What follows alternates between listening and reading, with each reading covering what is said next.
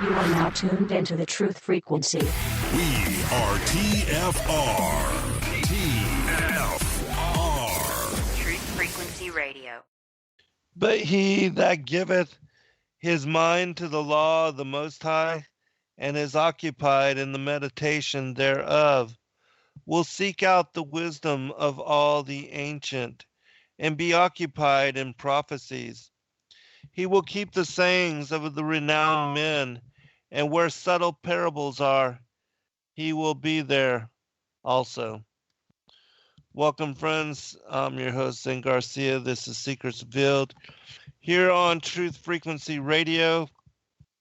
Thank you for joining me and taking the time to fellowship with us this evening. I am going to be speaking about the calendar issue, and specifically how the ancient Hebrew Enochian solar and lunar calendar come together to set forth the day, the weeks, the months, the seasons, and the years, and how even the cycle of the stars as they move through the zodiac, what is called the great year, how all of these cycles have been set in place by the Most High during the fourth day of the creation week in order to establish for us a basis for understanding what is the clockwork system, the mechanism of the universe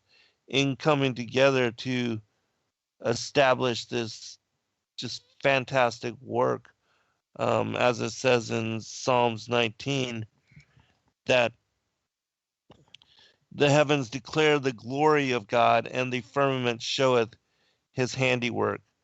That the way that the sun and the moon are established in circuit with all of the other heavenly luminaries as we see them in the time-lapse photography of all the celestial bodies moving in motion around the one fixed star Polaris, which, as I show in my work, is indicative of where the Most High God has established the heavenly temple and his throne.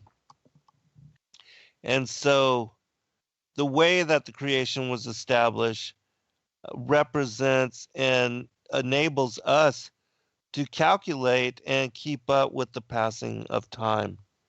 And that things like the solar eclipses, lunar eclipses, and other things that occur as very rare events, they are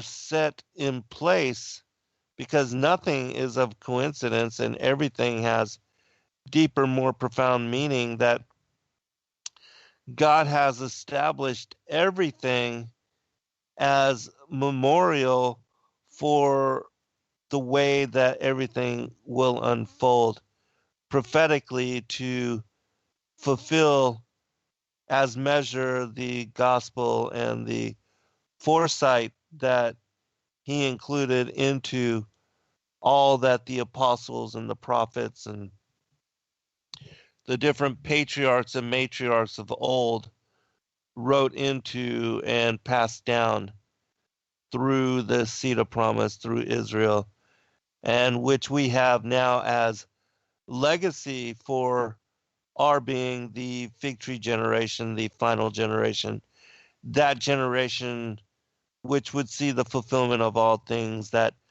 remote generation of which Enoch wrote specifically to and for. And I know there's a lot of study in this particular area now, and that I know for a lot of people they've been very hesitant to get into it because it's just another huge topic, and I believe it's very relevant and very important, because just as the cosmology has been counterfeited, just as the holy days, the feast days have been replicated, and just like with the worship of Yahuwah and the Father and the Son being diverted to Satan and the dragon, the feathered serpent. So has the feast days, the Levitical feast days, been diverted to the pagan worship of holidays like Easter and Christmas and things of that nature, which when you look into it, it's very easy to establish that these are pagan holidays based upon fertility rites and the worship of the pantheon of gods and goddesses, which we know to be the fallen ones, the rebel angels,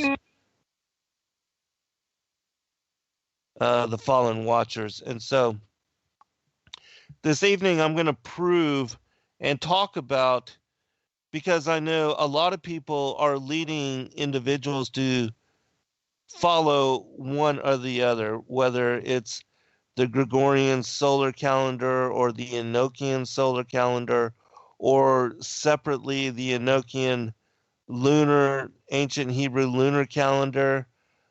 In my opinion, in my study of this topic, and especially in examining and decrypting the book of Enoch, the book on the courses of the heavenly luminaries, which was the focus of my 9th book, The Flat Earth as Key to Decrypt the Book of Enoch, it's very clear to me and very evident that the Most High God has established both the sun and the moon and what is a luni-solar calendar for the establishment of uh, the passing of time, and that you can't separate one from the other, but you have to have understanding of both and how they interweave, coordinate, and interlock with one another in order to determine not only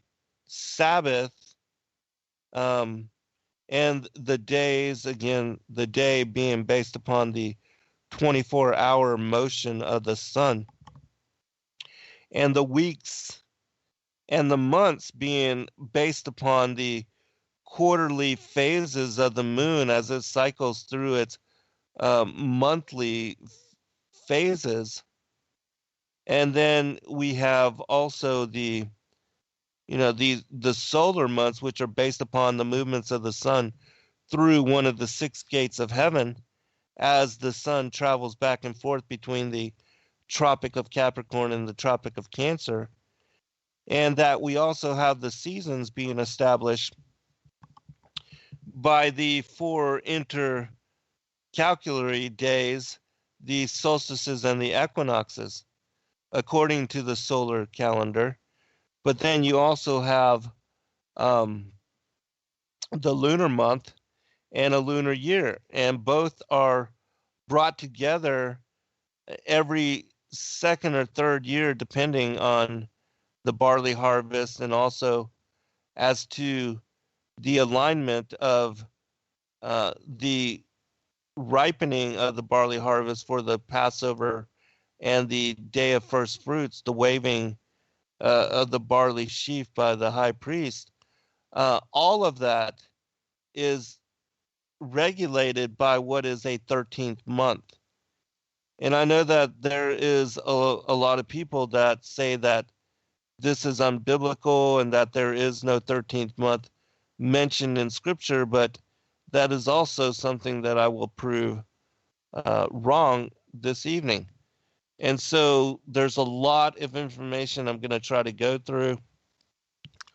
I will visit the chat room every once in a while. Kathy will give me, if you have any questions, she'll bring it to my attention, and I will certainly answer anything, because I'm sure many of you will have questions based upon this, because it is it's such a deep area of research. And again, for those that have never looked into, never begun study of this particular topic, if you want to know more about it, you can reference, again, The Flat Earth as Key to Decrypt the Book of Enoch, because I talk about the calendar, the even the pagan holidays, even the days of the week, how they receive their names from the wandering stars. All of that is connected to what I believe is the grand deception, which again is the Copernican, Darwinian, heliocentric worldview, um, and that all of that was put into place in order for Lucifer, as the Masonic sun god, to establish himself in authority as preeminent over that counterfeit cosmology and to divert worship unto himself. And certainly all that is linked to the Revelation 12, that old serpent, that ancient dragon, deceiving the entirety of the world. And so I'm going to read. Also, I wrote an article. You can find it on my Facebook page. I just released it. John Pounders had put out a note where he was speaking about his study of this particular topic, and I released a note, a Facebook note, speaking about how it's necessary to understand both the Enochian solar and the Enochian lunar calendar and how they come together to establish the Moadim, the appointed times. And so I'm going to read the first couple of chapters from that particular note to give you a premise of what we will be going into this evening. It says, many people have been studying lately about whether we as believers in Christ should be following the Julian Gregorian pagan solar calendar or the ancient Hebrew Enochian solar or lunar calendar as spoken about in the book on the courses of the heavenly luminaries. This question also aligns with whether we should be celebrating pagan holidays such as Christmas and Easter or the 7 Levitical feast days mandated by Yahweh Elohim in Leviticus chapter 23. I first did this study when decrypting Enoch's description of the motions of the sun, the moon, and the other celestial luminaries according to the flat earth geocentric enclosed model for world. For it is only by applying Enoch's descriptions of these motions according to the earth as a flat circular plane that one can then understand and decipher these motions as I show and prove in that book. This study had so consumed me that the three of my last 5 books are on this specific topic. The Flat Earth as Key to Decrypt the Book of Enoch, The Firmament Vaulted Dome of the Earth, and my latest, Paradise Sides of the North and the Mount of the Congregation. I will also be very soon writing a book specific to the calendar issue, which I know a lot of you have requested that I do that and that you are wanting to know more about this. And you're wanting me to put it in a book form so you can have it all together. I discovered the book of Enoch actually speaks about 2 calendars. One 364-day solar calendar and one 354-day lunar calendar. In my opinion, in order to calculate time and determine the sabbaths and the Levitical feast days, one must know how both interweave and intertwine together in order to determine the calculation of time, the seasons, and the holy days as established by Yahuwah in the very beginning of the creative process. And I created a calendar specific to this. You can go to lulu.com and look up the ancient Hebrew Enochian lunar calendar for 2017. I will be working on the new one very soon and releasing it as we're getting to the end of January. But I will also be recreating it in March, and I'm going to, from that point onward, be releasing a calendar from March to February in line with the linear progression of the seasons. beginning with the vernal equinox. And also, I should mention that I attempted to, and I am still working in process on creating an Enochian solar calendar. But the problem is that it doesn't work out precisely in that, and I still yet to determine whether we really have 365 and a quarter days to the solar year, or if that is another fabrication and misconception. But once I have determined that, and then I'm able to align the Enochian calendar to the solstices and the equinoxes, that I will be putting out that calendar as well to show the variation and to give people choice as to whether they want to follow one or the other. I don't know what keeps coming. It seems like something keeps intruding on my line. I'm not sure if y'all are able to hear that or what, but we're going to begin with Genesis 1, verse 14 through 16. It says, "And God said, let there be lights in the firmament of the heaven to divide the day from the night, and let them be for signs, and for seasons, and for days, and for years." Now I'm going to read this from the Targum because it gives a little bit more detail on this particular passage. And those that are familiar with the Targum, you know that just about every chapter and verse has additional information within it. And that because it predates the King James by 2,000 years, it's the one that I have preference for studying. But I study them all the English translations. But I do favor the Aramaic translation of the original Hebrew Torah. It says, "And the Lord said, let there be lights in the expanse of the heavens to distinguish between the day and the night, and let them be for signs and for festival times, and for the numberings by them the account of days, and for the sanctifying of the beginning of months, and the beginning of years, the passing away of the months, and the passing away of the years, the revolutions of the sun, the birth of the moon, and the revolvings of the seasons." See, even with this one particular verse, you can see how much more information there is within it. And the copy that I released and published as my 8th book, the Aramaic and Palestinian Targum, it has both overlain. And so the Jerusalem version has this within it. It says, "And let them be for signs and for seasons, and for the sanctifying by them of the beginning of the months and the years." All right. And so when you look up the Hebrew word for sign, it is oath. And it means specifically a signal as a flag, a beacon, a monument, omen, prodigy, evidence, sign or token, mark or miracle. And so that's what the luminaries are put into place for.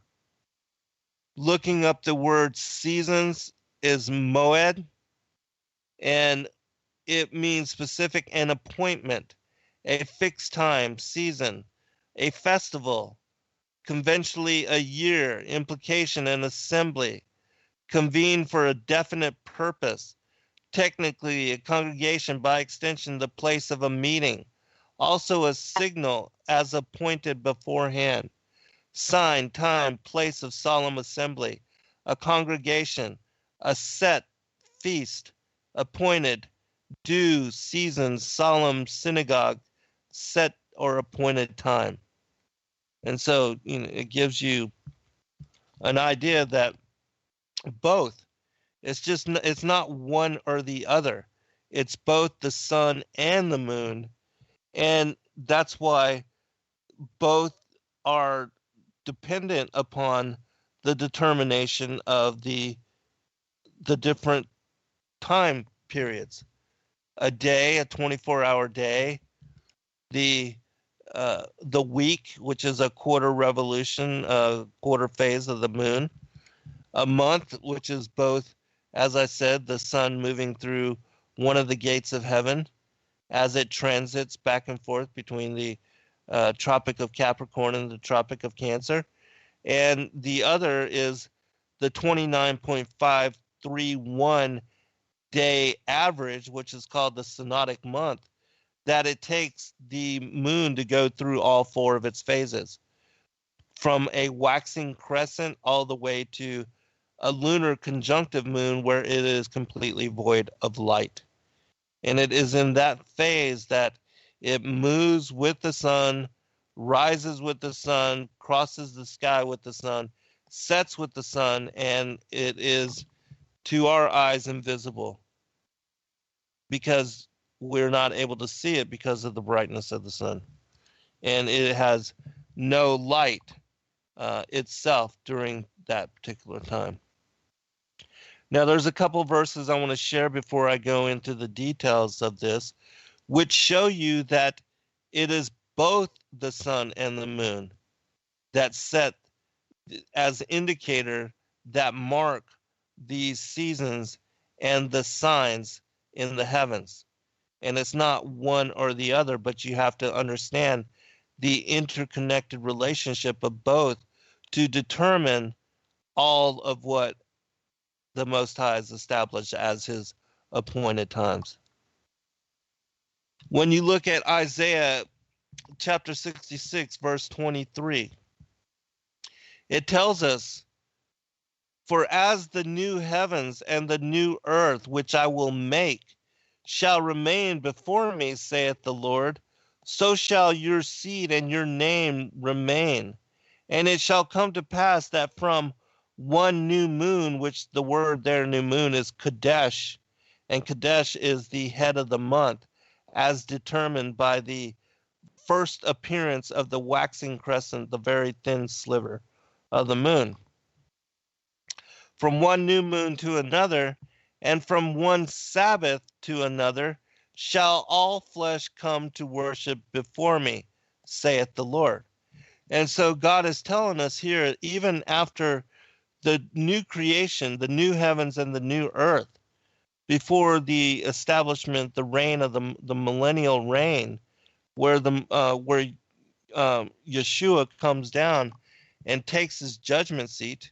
And if you want to know more about that, you can look to a show that I did called "The Stars Crashing to the Earth," where I show you exactly when the new heavens and the new earth will be replicated, because or made, and it will be made in preparation for the coming of Yeshua and the second advent, the harvest, the separation of the wheat and the tares. And the reason it is done so is in order to wipe out evil and to prepare the earth as a virgin bride for the coming of the bridegroom. And so definitely check out that show. It gives you a lot more detail on what I'm mentioning here. All right, and so again,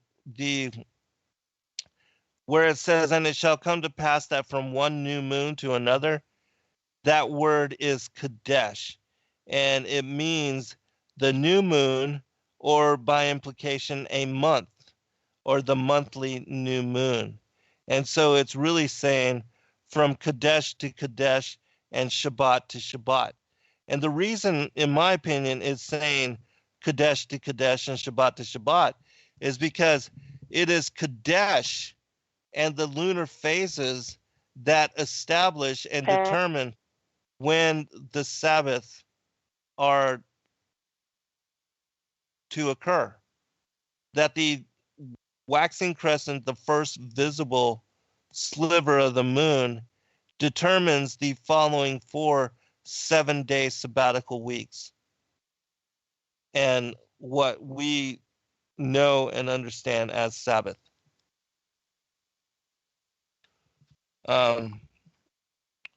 Numbers chapter 10, verse 10, it says, "Also in the day of your gladness and in your solemn days and in the beginnings of your months," that same thing, the beginning of your month, that is Kadesh. Ye shall blow with the trumpets over your burnt offerings and over the sacrifices of your peace offerings, that they may be to you a memorial before your God. I am the Lord your God. And so Yahuwah established that we are to recognize and to celebrate and to honor Kadesh as the beginning of the months, and that it is the lunar months and the lunar calendar which establishes when we are to observe the Sabbath and also the Levitical feast days, as I will go into in greater deal. That word beginnings, oh my gosh, that went by so fast. All right, we'll be right back. All right, welcome back, everybody. I'm going to just pick it up and start rolling again with it. The chapter from Numbers 10:10, it says, and in your solemn days and in the beginnings of your months. That beginnings is the word Roche, and it means the head, the top, summit, upper part, the chief. And so, in my opinion, that is a reference to Kadesh again, because as I said, Kadesh is the first, the forefront, the head part of the month, which determines these Sabbaths. And I know that there are people that are in teaching about the calendar. They say that there's no basis for a lunar calendar in Scripture, and that's completely wrong. And I will verify that as well before we go into talking about the Enochian, all the information in the book of Enoch, because in my opinion, the book on the courses of the heavenly luminaries has more information and details, both the lunar and the solar calendar, in greater complexity than you can find anywhere else mentioned. In fact, in my opinion, it should be the authority for the determination of the calendar systems and how they work together. Because as I said, he specifies both and speaks about how they connect and interweave one with the other. Just a few more verses to show you that it is both the sun and the moon and the lunar solar calendar as established by Yah that is the calendar that we should all be honoring and observing, in my opinion. Psalms 81 verses 3 through 4. Blow up the trumpet in the new moon in the time appointed on our solemn feast day. For this was a statute for Israel and a law of the God of Jacob. So here again, the observance of the new moon, Kadesh, as an appointed time, and as because it was a holy convocation. A little bit different than Sabbath. Some people say that Kadesh is a Sabbath, but it is different and they are honored differently. But it is a solemn feast day. And just a minute. And so let me read through here. For this was a statute for Israel and a law of God of Jacob. Again. And so it's the new moon, the Kadesh, the first day of the month, which it establishes the determination for Sabbath. In the time appointed. Even this verse has connection to the festival and of a moon festival. And the word is Keseh, Keceh. And so, and then when you look up the word for solemn feast day, it's festival, has to do with sacrifice. That word is shag or kag, Chag. a festival or victim, therefore a solemn feast day, a sacrifice or solemnity. In Psalms 104, it says, He appointed the moon for seasons, the sun knoweth his going down. Now, this particular passage is from the Wisdom of Jesus, son of Sirach. It speaks about both the sun and the moon, and it lets us know this was part of the 80 book, the canon, the original King James version of the canon. It says, I will now remember the works of the Lord and declare the things that I have seen. In the words of the Lord are his works. The sun that giveth light looketh upon all things, and the work thereof is full of the glory of the Lord. Sun. I don't know if y'all can hear that or not, but it is annoying. Somebody keeps breaking into the call. But anyways, continuing with about the moon, it says, it is the moon that marks the changing seasons, governing the times, their everlasting sign. From the moon comes the sign for festal days, a light that wanes when it completes its course. The new moon, as its name suggests, renews itself. How marvelous it is in this change, a beacon to the hosts on high, shining in the vault of heaven. And so again, this particular passage tells you it is the moon that marks the changing seasons, governing the times, their everlasting sign. From the moon comes the sign for the festal days. And so, it's very clear to me that not only is Sabbath dependent upon the phases of the moon, but also the Levitical feast days. And you have to also remember that in the ancient times, when the shepherds were out there and Israel was observing this particular lunar solar calendar, they were able to coordinate, they were able to determine when the Sabbaths and the months, as far as Kadesh, were occurring by looking up at the moon. All they had to do was see the moon in its quarterly phases to know where they were in the lunar month. Whereas if you're following an Enochian solar calendar or even a pagan Gregorian Julian solar calendar, if you lose what day it is, or if you don't have it written down somewhere, which they didn't have a wall calendar which they could visit every day to see where they were in the year, there would be no way that they could keep up with where they were. And even if they missed for a week, as far as where they were on the Gregorian or the solar calendar, there would be no way for them to realign. They couldn't just look up into the heavens to determine where they were again. But according to the lunar solar calendar as established by the Most High, even if the moon wasn't visible at certain times, or if it was cloudy in certain days, still, when the moon did come out, they could see by the particular phase where they were. And they were so used to celebrating the Sabbaths according to the quarterly phases that they knew what Sabbath fit with what phase of the moon.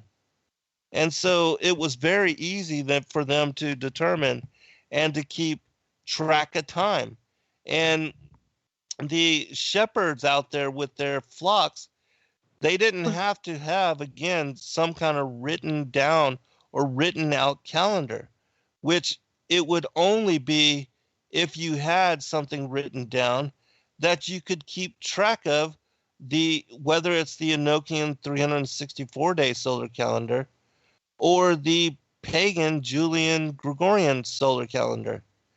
I mean, the only way you could redetermine and recalculate where you were on that particular calendar is by keeping track with a sundial when the equinoxes and the solstices occur. And so, yeah, 4 times out of the year, looking at, and if as long as it wasn't a cloudy day and you were able to determine the equinox or the solstices, you could keep track of those particular calendars. But otherwise, you couldn't. And so, what better calendar to have in place than one based upon the phases of the moon, which you could look up into the skies every night according to the phase of the moon to determine where you were in the calendar. I mean, and so why wouldn't the Most High use the moon as the determination for where we are every night according to the lunar solar year? And so, now, confirmations. As I said, the divisions of times are separated by the days, the weeks, the months, the seasons, and the years. And it takes noticing and keeping track of both the phases of, well, not the phases, but the movements, the circuits of both the sun and the moon to keep track of where we are according to the passing of time.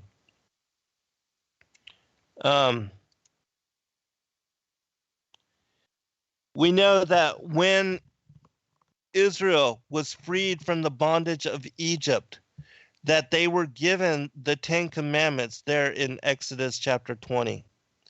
And that specifically the Most High told them that,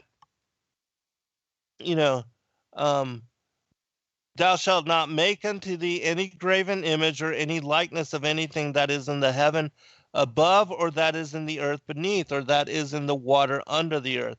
Thou shalt not bow down thyself to them, nor serve them, for I, the Lord God, am a jealous God, wishing the iniquity of the fathers upon the children to the 3rd and 4th generation of them that hate me, and showing mercy unto thousands of them that love me and keep my commandments. Now, in Deuteronomy chapter 4, verse 19, it says, and lest thou lift up thine eyes into heaven, and when thou seest the sun and the moon, and the stars, even all the hosts of heaven, shouldest be driven to worship them and serve them, which the Lord thy God hath divided unto all nations under the whole heaven. When you read the fullness of that chapter, it basically tells you that, and in the wisdom of Solomon, he tells you that worship the Most High that created all of the luminaries, not the luminaries themselves. And then in verse 8, he says, or 9, 8 and 9 and 10, he says, remember the Sabbath day to keep it holy. 6 days shalt thou labor and do all thy work, but the 7th day is the Sabbath of the Lord God. Thy God, in it thou shalt not do any work, thou, nor thy son, nor thy daughter, thy manservant, maidservant, nor thy cattle, nor any thy stranger that is within thy gates. For in 6 days the Lord made the heaven and earth, the sea, and that in them, and is rested on the 7th day. Wherefore the Lord blessed the Sabbath day and hallowed it. Okay, and so I'm going to show you that, again, according to the lunar solar calendar, the Sabbath is based upon the determination of Kadesh, when the moon became first visible. And I know that there's some of you that believe that Kadesh begins with the full moon, but even looking up the word Kadesh, which comes from the verb kadash, the Hebrew word kadash, it tells you that that phase and that particular sign is when the moon is renewing itself, repairing itself, rebuilding its light, which is the waxing crescent phase. Now, just to show you that it was only that once the Most High had freed them from the bondage of Egypt, that he had established a lunar solar calendar with them. We're going to revisit quickly the Exodus and where he established Passover, and also from the story of Jericho, that it is only by knowing that the Most High God established a lunar solar calendar that you can make sense of the story of Jericho, as I will get into. But first, let's revisit the Exodus. Because according to Exodus and according to the story of the manna and the quail, which we will go into also, it was the calendar that was established for Israel and that was given to Moses.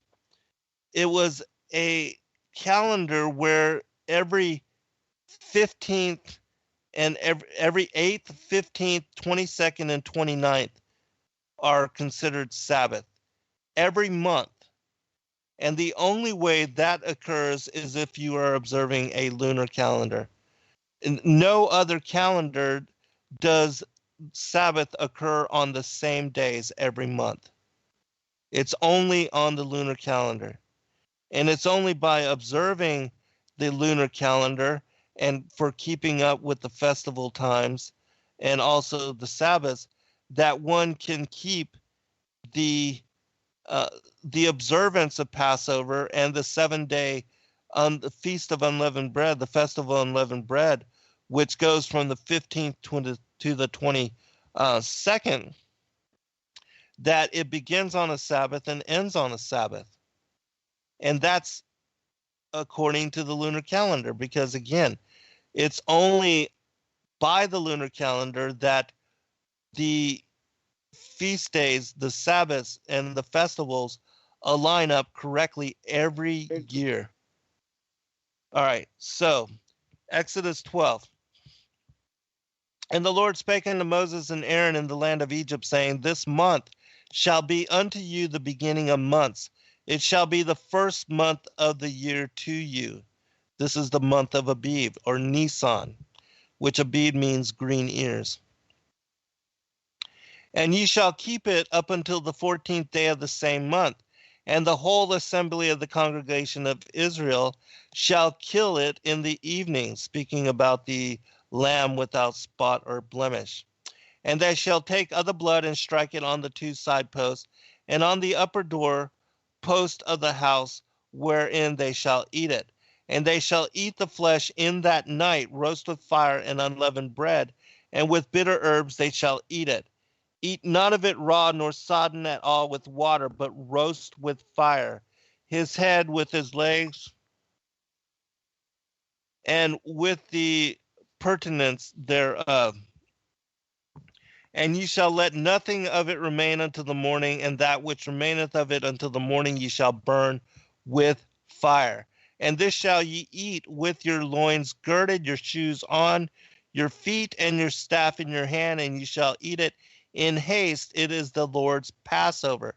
The reason he said for them to eat it in haste is because after the Passover, when the Sabbath began in the morning with the dawn, that after the Sabbath of the 15th, from dawn to dusk, that in that evening, that's when Pharaoh would release them. That on the 14th, when they ate the Passover meal and they had sprinkled the blood of the lamb on the doorpost, at midnight, the death angel would come and strike down all the firstborn. Then in the night, Pharaoh would request Moses to come and see him. And he would tell him then that he was going to release them. And so they celebrated Sabbath from dawn to dusk. And then on the full moon, because again, when you honor the lunar calendar according to the phases of the moon, every 15th is a full moon night. So what better day or what better night for Israel to be released from bondage and to travel than on a full moon? So, continuing. For I will pass through the land of Egypt this night and will smite all the firstborn in the land of Egypt, both man and beast, and against all the gods of Egypt I will execute judgment. I am the Lord. And the blood shall be to you for a token upon the houses where you are. And when I see the blood, I will pass over you, and the plague shall not be upon you, to destroy you when I smite the land of Egypt. And this day shall be unto you for a memorial, and ye shall keep it a feast to the Lord throughout your generations. You shall keep it a feast by an ordinance forever. So, for those that say that we're no longer under the covenant, or we're no longer, it's no longer necessary to honor the Levitical feast days, the Lord God tells us, throughout your generations, you shall keep it a feast day by an ordinance forever, forever. And ye shall observe the feast of unleavened bread, for this selfsame day have I brought your armies out of the land of Egypt. Therefore shall ye observe this day in your generations by an ordinance forever. In the first month, on the 14th day of the month, at even, you shall eat unleavened bread until the 21st day of the month at evening. And so, again, we know that Yeshua, being the Passover lamb, when he entered and came in, and in his first coming, he fulfilled these same feasts, Passover and unleavened bread and first fruits. And so all these same feasts he fulfilled with his life. All right, continuing. Then Moses called for all the elders of Israel and said unto them, draw out and take you a lamb according to your families, and kill the Passover, and you shall take a bunch of hyssop, dip it in the blood that is in the basin, and strike the lintel and the two side posts with the blood that is in the basin, and none of you shall go out at the door of his house until the morning. See, again, they were not allowed to go out of the house until morning, which morning is with dawn, the rising of dawn. For the Lord will pass through to smite the Egyptians, and when he seeth the blood upon the lintel and on the two side posts, the Lord will pass over the door and will not suffer the destroyer to come in unto your houses to smite you. And you shall observe this thing for an ordinance to thee and thy sons forever, forever. And it shall come to pass when you become to the land which your Lord will give you according as he hath promised, that ye shall keep this service. And it shall come to pass when your children shall say unto you, what mean ye by this service? That ye shall say, it is the sacrifice of the Lord's Passover, who passed over the houses of the children of Israel in Egypt when he smote the Egyptians and delivered our houses. And the people bowed the head and worshipped. All right, I'm about to get to a very important part. And the children of Israel went away and did as the Lord had commanded Moses and Aaron, so did they.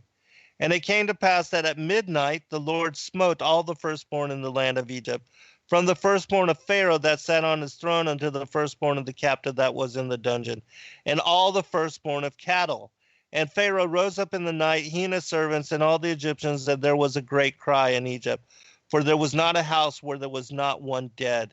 And he called for Moses and Aaron by night, and said, rise up and get you forth from among my people, both ye and the children of Israel, and go serve the Lord as you have said. And so Aaron and Moses went after midnight, and Pharaoh told them that he was going to release them. So from dawn to dusk, they were honor Sabbath, the Feast of Unleavened Bread, and then afterward, they would leave. And it would be right after dusk that they would leave the land. All right, but here's a very important part. It says in verse 41 of chapter 12, and it came to pass at the end of the 430 years, even the selfsame day it came to pass that all the hosts of the Lord went out from the land of Egypt. It is a night to be much observed unto the Lord for bringing them out from the land of Egypt. This is that night of the Lord to be observed of all the children of Israel in their generations.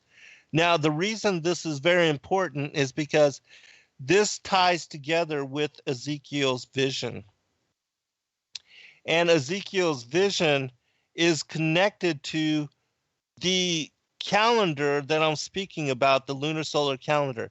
And it also, once you understand the mathematics of Ezekiel's vision, it's only by applying a 13th month, a lunar month, that the vision or the commandment that Yahuwah gave to Ezekiel to lay on his side 390 days for Israel, for the sins of Israel, and then 40 days for the sins of Judah, adding up to 430 days.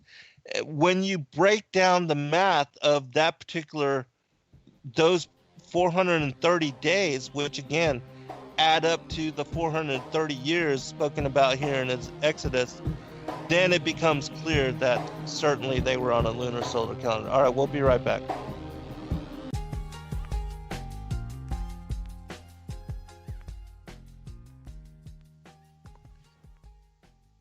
All right, welcome back, everybody. And so I want to read these two verses again before I go into Ezekiel's vision, because as I said, it is only by understanding the basis of the lunar solar calendar and how the 13th month ties together every third year or so, the Enochian solar with the Enochian lunar calendar, as I will explain from the book of Enoch when we get to that portion of the show. But Ezekiel's vision ties specifically to this, the Exodus, where Israel was released after this 430 years from the bondage of being subservient and treated as slaves, as bondservants to the Egyptians. And this vision that Ezekiel had ties specifically to this prophecy that was fulfilled during Moses' time. It says, and it came to pass at the end of the 430 years, even the selfsame day it came to pass that all the hosts of the Lord went out from the land of Egypt. It is a night to be much observed unto the Lord for bringing them out from the land of Egypt. This is that night of the Lord to be observed of all the children of Israel in their generations. And so I'm going to read to you, and we're going to break down exactly the years as determined by Ezekiel's vision, to show you how it relates to this, and also to show you that how only by applying the lunar solar calendar with the 13th month can this vision be explained, and these 430 days, 430 years be deciphered. I'm going to read from a couple of articles. I put them together, and then I added a little bit of my own commentary to it to best relate what I'm talking about here. And I'll post the links to the articles after this particular segment. Back during the biblical era, it was known intuitively. Everyone back then knew that there were 13 or 14 days of waxing light, followed by 13 or 14 days of waning light. The moon was their calendar. It was such a part of their existence, it didn't have to be explained. That is the real reason why you will not find the lunar solar cycles explained in relation to the biblical calendar. In my opinion, those things are explained in the book of Enoch. But within the Bible, because the book of Enoch preceded Moses and the King James version of the Bible, or the Pentateuch, but all of them knew about the Book of Enoch, and so they understood the lunar and solar calendar as described within it. In order to find any evidence of the relationship between the lunar cycle and solar year, we have to look beneath the surface of the biblical record. There is evidence for an intercalated lunar solar cycle in the book of Ezekiel. In Ezekiel chapters 1 through 4, in the 5th year of Jehoiakim's captivity, in the 5th day of the 4th month, Ezekiel was given command to lay on his left side for 390 days for the iniquity of Israel. Following this, he was commanded to lay on his right side for 40 days for the house of Judah. This was a total of 430 days. Understanding the deeper mystery of the mathematics behind the lesson as it connects to Exodus 12, verses 41 through 42, which is what I read, one will see that the calendar that God uses to measure time is a lunar solar intercalated calendar. And intercalated just means that they have to add a 13th month every 3 years or so in order to keep the lunar and the solar calendar in line with one another. It's a very simple calendar. I mean, it works with such precision. It's not difficult at all. Continuing. In a symbolic sense, the rising and setting of the sun regulated man's labor and rest throughout the solar year. But the lunar cycle, on the other hand, regulated the religious calendar and its moeds, the appointed times. These two cycles were synchronized by the 13th month. These two cycles were brought together in connection by, again, the 364-day solar calendar with the 354-day lunar calendar. That the lunar calendar is 10 days short of the solar calendar every year. And so after 3 years, you just add one 30-day additional, the 13th month, which is called Adar number 2, and you have synchronicity. And so it's that simple. All right, continuing. In the 6th month of the following year, after completing his object lesson, Ezekiel was sitting in his house with some of the elders of Judah.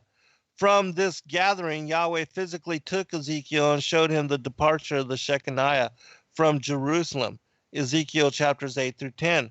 Calculating the amount of time between the 4th month of Ezekiel's 5th year and the 6th month of his 6th year using the 365-day solar calendar, it is impossible to come to 430 days.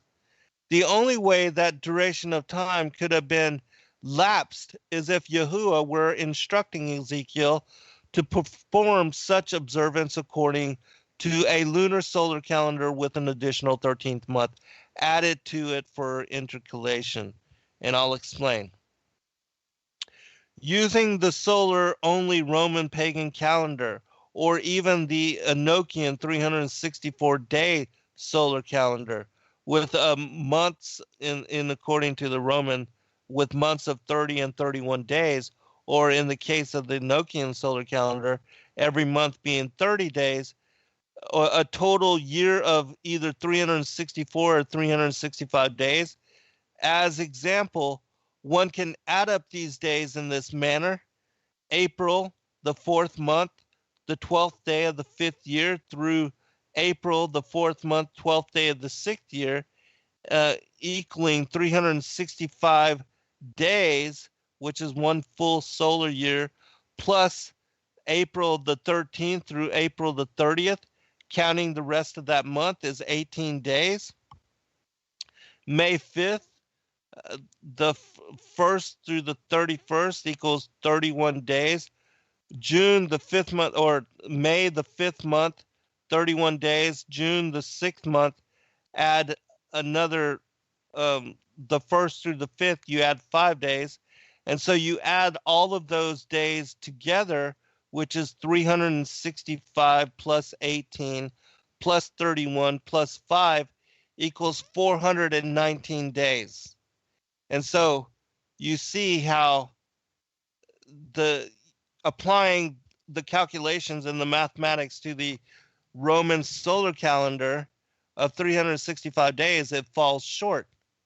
And even if you applied the same with 300, the Enochian solar calendar, 364 days, it would add up to 417 days. And it would also be short.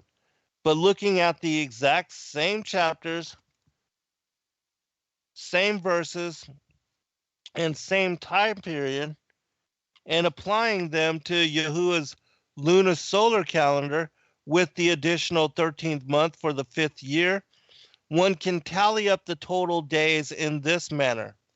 The 4th month, the 12th day of the 5th year, including the 13th month, through the 4th month of the 12th day of the 6th year equals 384 days. That's 354 days for the lunar year, plus the 13th month, which is another 29 or 30 days, depending, which gives you 383 or 384 days. And then you have the 4th month, the 13th day through the 29th day of the 6th year. Counting the rest of that month equals 17 days. And then the 5th month, the 1st through the 30th day, is 30 days. And the 6th month, the 1st through the 5th day, equals 5 days. And so you add all of those totals, you get 384 plus 17 plus 30 plus 5 equals 436 days, which again, it's only possible to break down Ezekiel's vision and his laying on his side for 390 days and another 40 days by applying the mathematics of the year that he is describing and the breakdown of those days according to the lunar solar calendar with an additional 13th month. Otherwise, you just cannot make sense of it. And there's no way you can add up to anything equivalent to 430 days.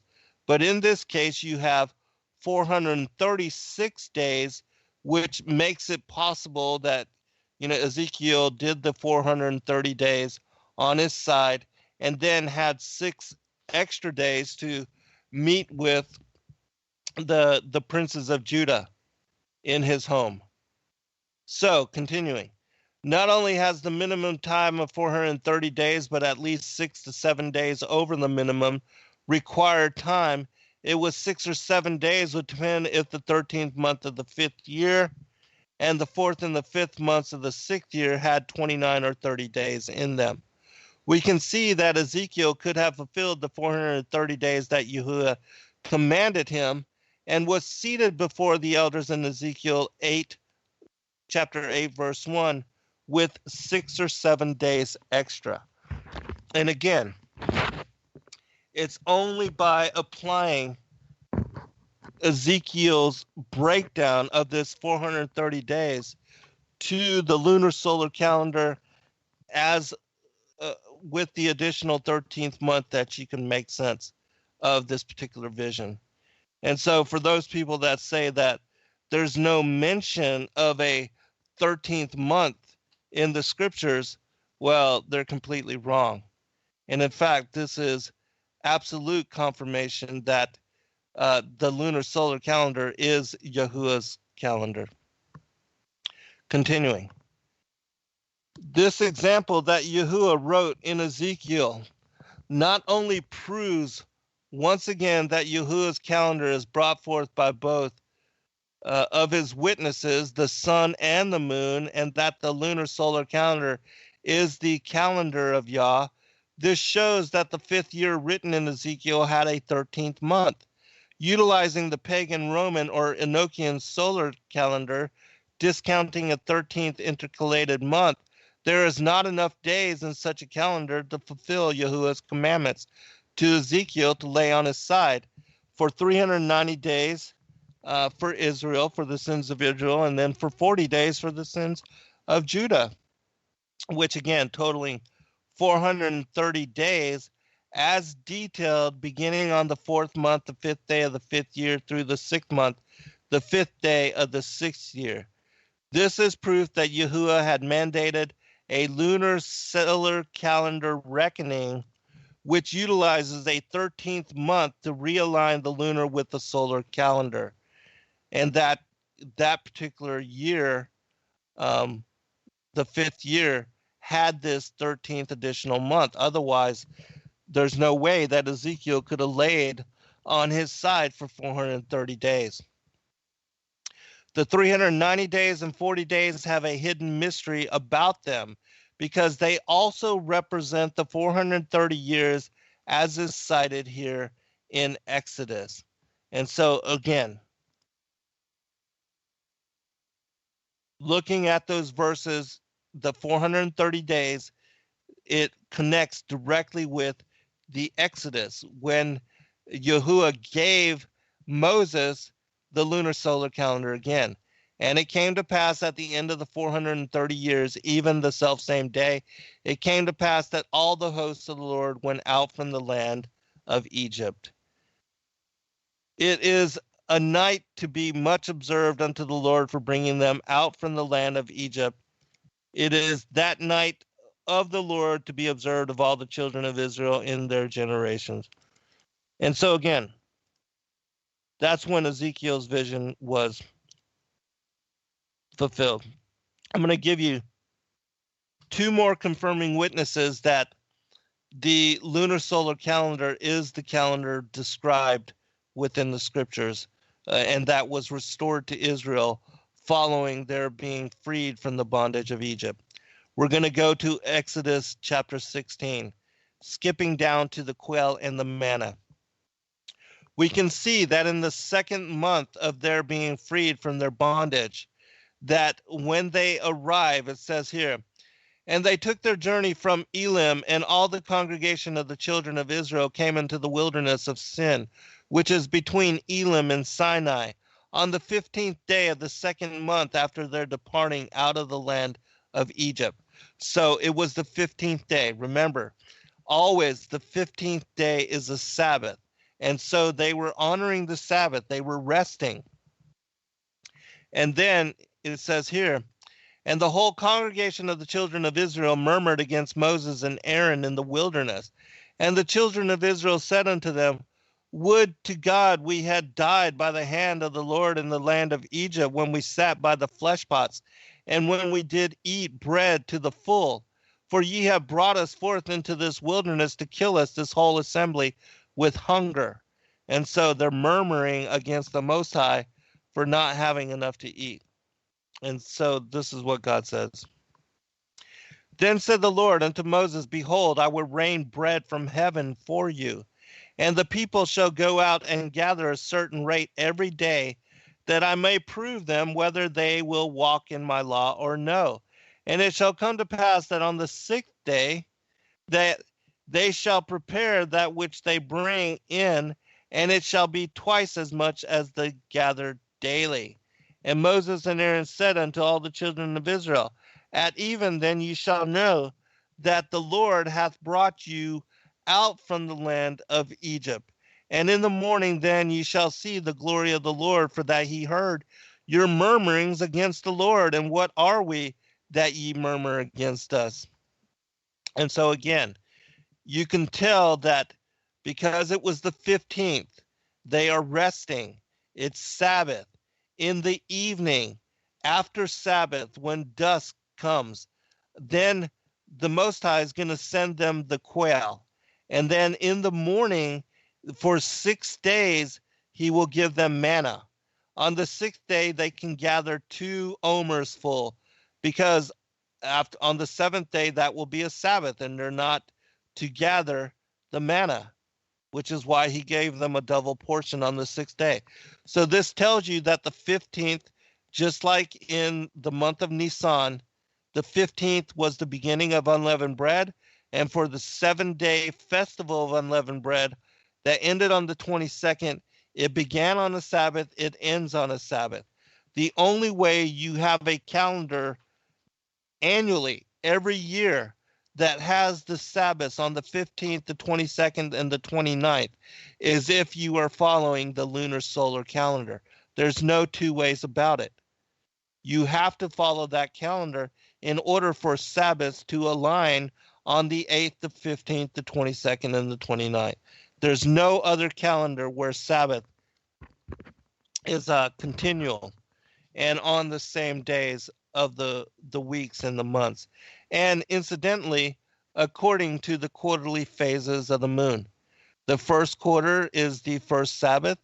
The full moon is the second Sabbath. The third quarter moon is the third Sabbath. And the lunar conjunctive moon is the fourth Sabbath. And so how easy would it be to reckon the passing of time? You just look at the phases of the moon, you know, oh, it's a full moon. It's the second Sabbath. I mean, pretty easy.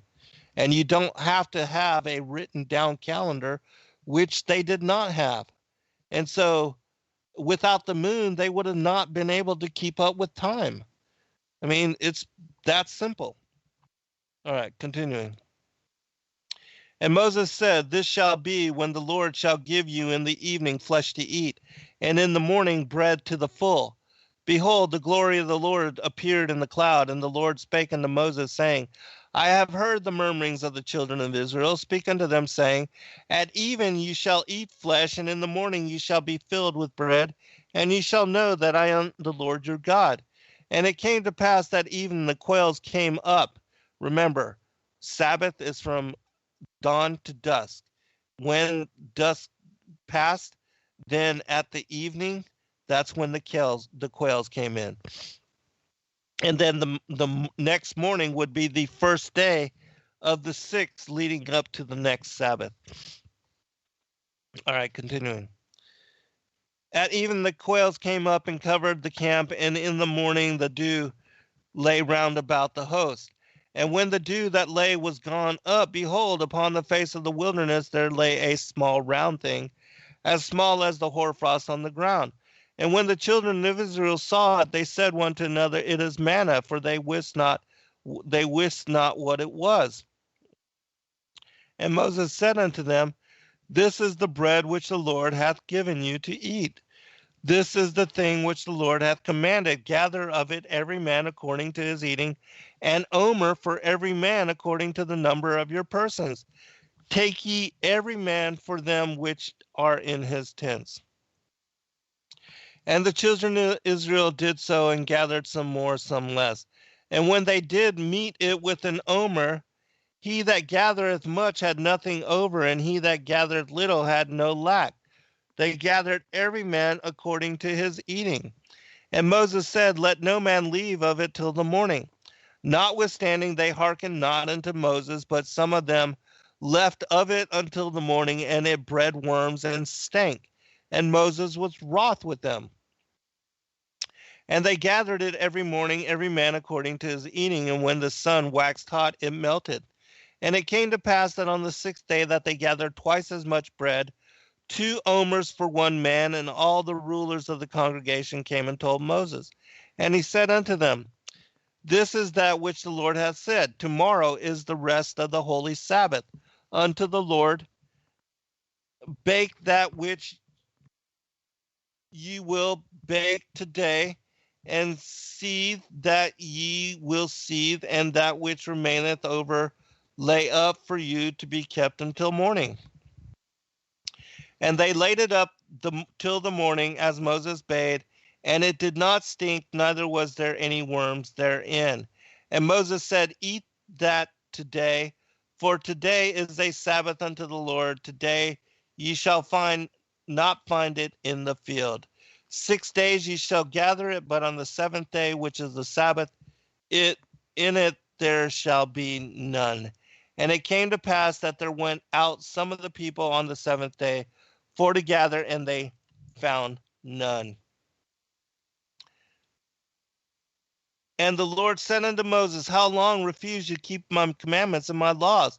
See, for the Lord hath given you the Sabbath, therefore he giveth you on the 6th day the bread of 2 days. Abide ye every man in place, and let no man go out of his place on the 7th day. So the people rested on the 7th day. And the house of Israel called the name thereof manna. And it was like coriander seed, white, and the taste of it was like wafers made with honey. All right. So you can see that same thing.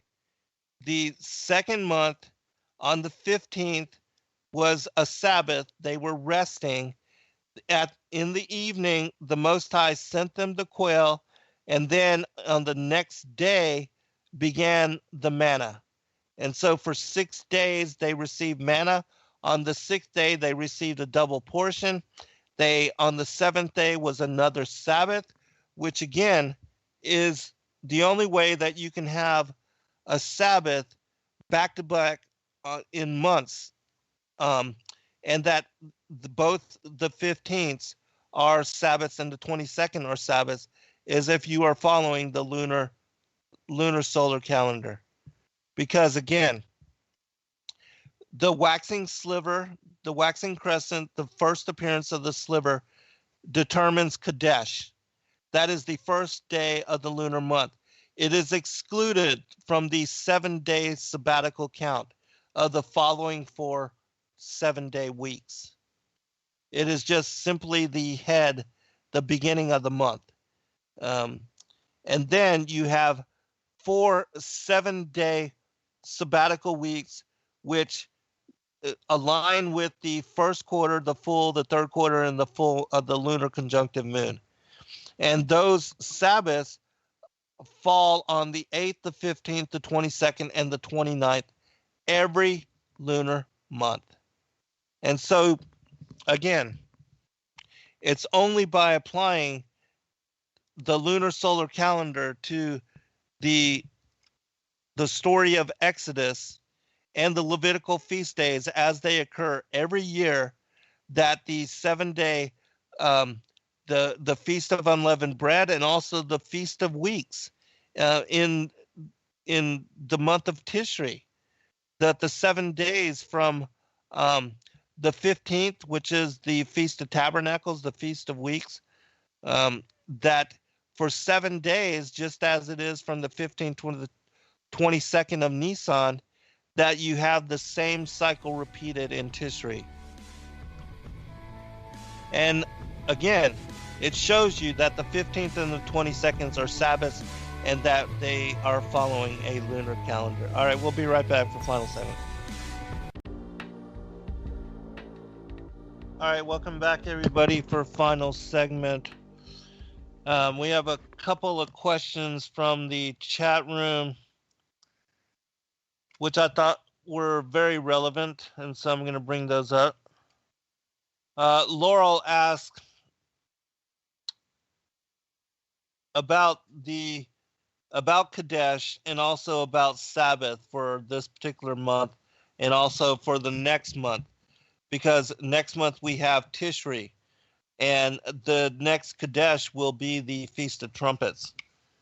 And I know a lot of people believe that, the Feast of Trumpets occurs on the 23rd, but in my opinion, it actually occurs on the 21st, which I'll go into that. And then I'll answer also a question from Carol. She asked, how do we set apart that particular day? That I know a lot of people, one of the reasons they don't follow a lunar calendar is because they work 7 days according to the Gregorian calendar. And it's my opinion that Satan knew exactly what he was doing when he changed the calendar system and he changed the determination of Sabbath according to the lunar phases, so as to get us all to break the honoring of Sabbath. And so let me explain first. And I did post a link again to the calendar that we created at Sacred Word Publishing. For those that are interested, you can go to sacredwordpublishing.net. There's a link to the calendar. We don't keep them in stock, but you can order them directly from lulu.com. And just search lulu.com, lulu.com. Just look up the ancient Hebrew Enochian lunar calendar, and you'll be able to find it. All right. Going to this particular month, Rosh Chodesh occurred on the 23rd of August. Remember, we had the solar eclipse on the 21st.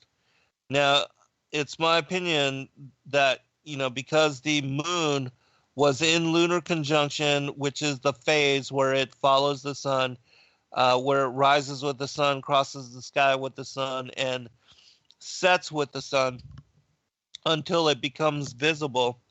It lags behind the sun for 50 minutes every day.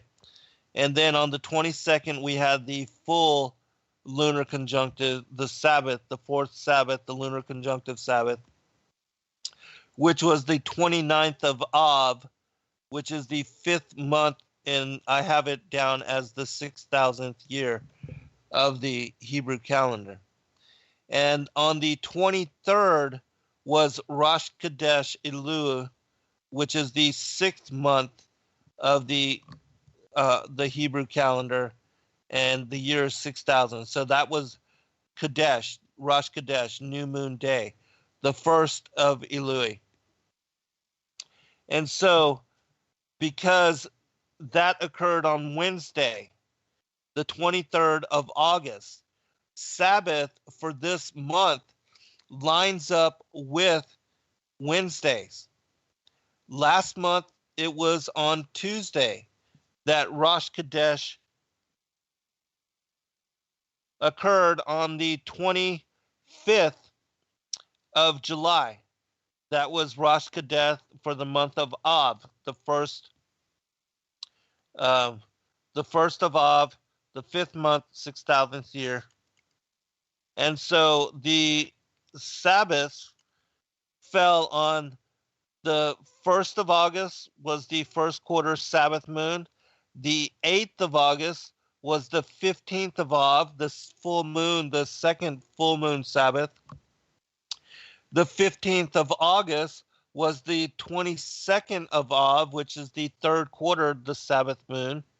And then on the 22nd of August was the 29th of Av, and that was the lunar conjunctive Sabbath. And then, because it alternates 29 and 30 days for the lunar calendar, because remember, the moon's average synodic month is 29.531 days. And so on God's calendar, it alternates between 29 and 30 days. And remember, Chodesh is always set apart. It's excluded from these 7-day sabbatical weeks. And so on the 23rd of August, you had the first Rosh Chodesh Elul, and that was on a Wednesday, August 23rd. So the first quarter Sabbath moon, the 8th of Elul, falls on August 30th. And then we go into next month, and you have on the 6th of September, which is, again, all the Wednesdays this month. This is when Sabbath is aligned, is to the Wednesdays. That you have the full moon, the full moon Sabbath is on the 6th of September, which, God bless you, Mom. That's my mother's birthday. May you rest in peace.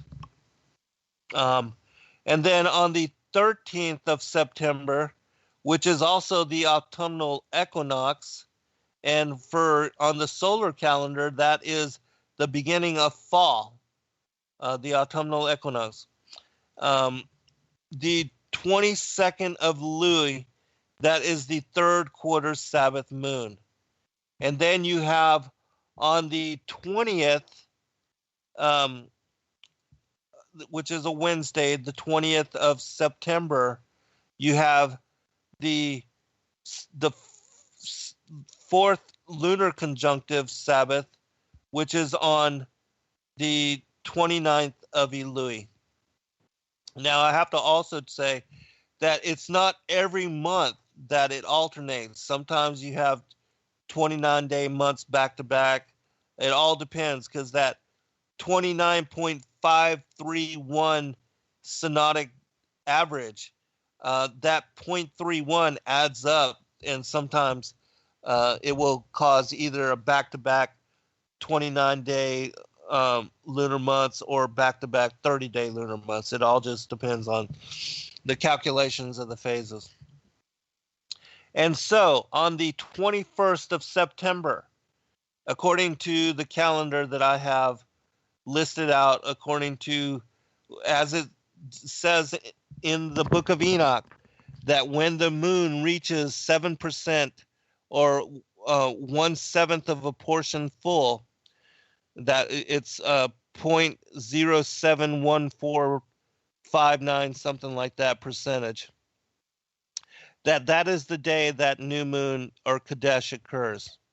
And that will be on the 21st of September. And so, in my opinion, the 1st of Tishri, the 7th month of the year 6000, Yom Teruah, the Feast of Trumpets, occurs on September 21st, this upcoming, just a few months away. And then on September 23rd, we have the Revelation sign, the Revelation 12 sign, which should be interesting as well. And then, and so Sabbath after the 21st of September will align to Thursday. And so on the 29th or the 28th of September, you'll have the first quarter Sabbath moon, the 8th of Tishri, the Yom Kippur, the Day of Atonement, the 10th of Tishri, will occur on September 30th. And then you have on the 5th of October, which is that Thursday, the second, the full moon Sabbath, the 15th of Tishri, that's the beginning of Sukkot.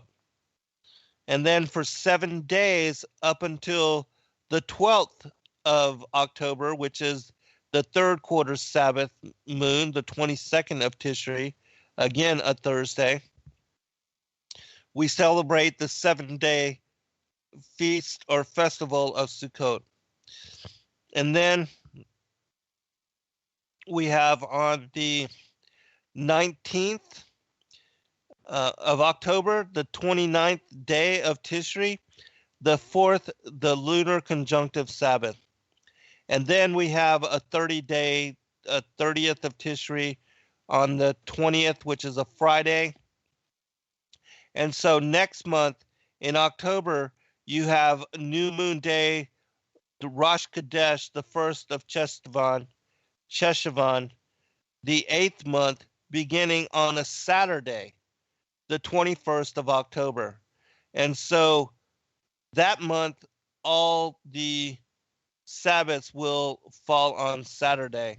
And so those that actually celebrate Sabbath on Saturday will be correct, because they are correct every 1 in 7 times, just about. And so that's how the calendar is arranged and lined up according to Kadesh. Now, how do you honor Sabbath? If you are working a regular job, you're working the 7 days a week. In my opinion, the Most High God established Sabbath for us, not only to give us a day of rest, but because he wanted us to spend a day focused on him, that he wanted us to remove ourselves from the carnal, worldly affairs of our regular lives, whether we're business owners or making money or whatever, that he wanted us to focus at least 1 in 7 days on him and to read and to study his Torah, to come to deeper relationship with him by studying his word. And so, in my opinion, that's what we are to do. That even whether it's you go to a church and you gather in an assembly with other people, you sing worship songs, whatever, that you gather, even if it's just with you yourself, going outside, being with the creation, and studying the Torah, that is also an assembly, a holy convocation of the Most High, that you're gathered together with the creation, which that's the giant family, in my opinion. And so, there's no greater, in my opinion, um, gathering together than to just go outside and be with the creation, be with the Creator, and be with His Word, and to study His Word uh, in order to keep our mind and our heart and our love and our focus on God. And so that's what I do on Sabbath. Um, and so if you're working, even if you're working, you can still keep your mind on God.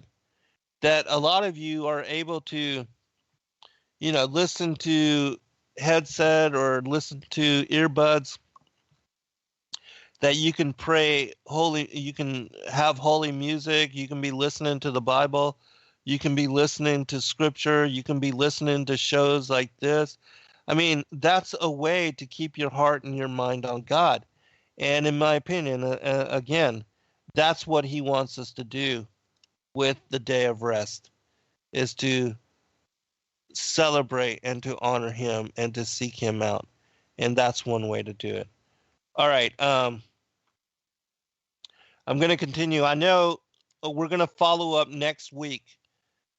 Next Thursday, I'm going to do a follow up to this show, because it's going to take me a full 2 hours to explain how the Enochian solar and the Enochian lunar calendar work together and are intertwined to bring forth how to keep the solemn feast days, Sabbath, and all that.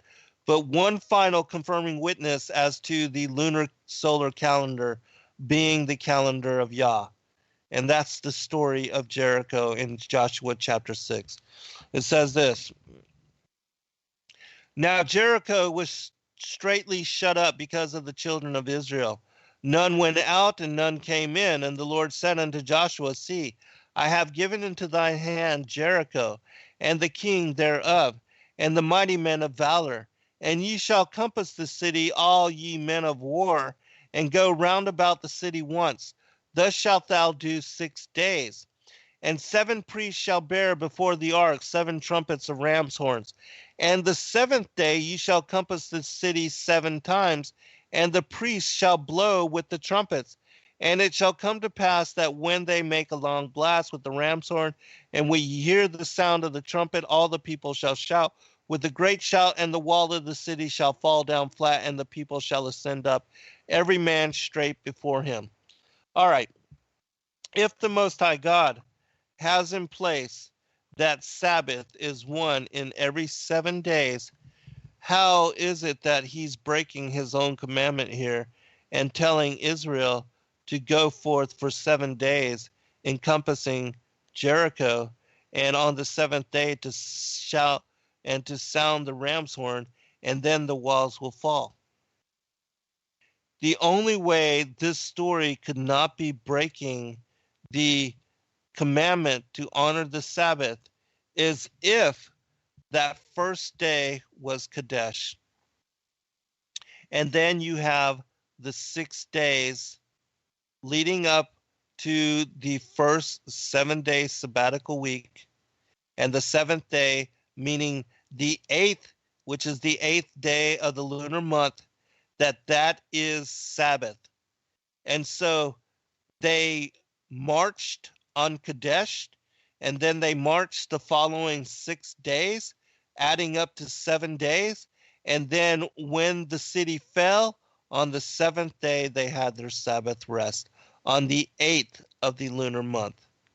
And so, again, in my opinion, this story also confirms that the Israelites were following a lunisolar calendar. There's no other way around it. Otherwise, the Most High would have been breaking His own commandment to rest on the Sabbath day. And so this story in and of itself verifies that Sabbath does not occur 1 in 7 days. But you have to have the exclusion for Kadesh, and that then after the determination of Kadesh, then you have the 4 Sabbaths aligning with the first quarter, the full moon, the third quarter moon, and the lunar conjunctive moon. And that's what determines Sabbath. All right, I'm going to read this passage from First Clement. It tells you that it is the sun, the moon, and the stars and their motions all together which determine the season and the appointment of time as established by the Most High God, which is exactly what Enoch says in the book on the courses of the heavenly luminaries. And so those that say that we are only to follow the solar calendar, the 364-day solar calendar, they're only taking into account half of the book of Enoch, and they're excluding the other half. The book of the courses of the heavenly luminaries is broken predominantly into 2 parts. One, determining the movements and the cycles of the sun, and it's the portion of the book dedicated to the great luminary, which is the sun. And then half of the text is dedicated to the lesser luminary and to the cycle of the moon and to how the 354-day lunar calendar incorporates with the 364-day solar calendar. And so again, you have to have an understanding of how both work together to bring forth the times, the seasons, the days, the weeks, the months, and the years, in order to understand how God's calendar truly works. And that this, as I showed in the first part of the show, that this indeed was the calendar that Yahweh Elohim had reestablished with Israel once they were freed from the bondage of Egypt. There's no 2 ways about it. You have too many confirming witnesses that it only can be truthful if you align it with the lunar solar calendar. And if you ignore that, then you will not be able to decrypt the story and the relation of those stories as connected to it. The lunar solar calendar is the key for unlocking all of these verses, just like with Joshua chapter 6. All right, it says this. The heavens are moved by his direction and obey him in peace. Day and night accomplish the course assigned to them by him, without hindrance one to another. The sun and the moon and the dancing stars, according to his appointment, circle in harmony within the bounds assigned to them, without any swerving aside. The earth, bearing fruit in fulfillment of his will at her proper seasons, putteth forth the food that supplieth abundantly both men and beasts and all living things, which are thereupon making no dissension, neither altering anything which he hath decreed. The seasons of spring, summer, and autumn and winter give way in succession, one to another in peace. And so we've arrived to the portion of the show where I'm going to go into the great luminary. But as I said, I'm going to just go ahead and save that part of the show for next week.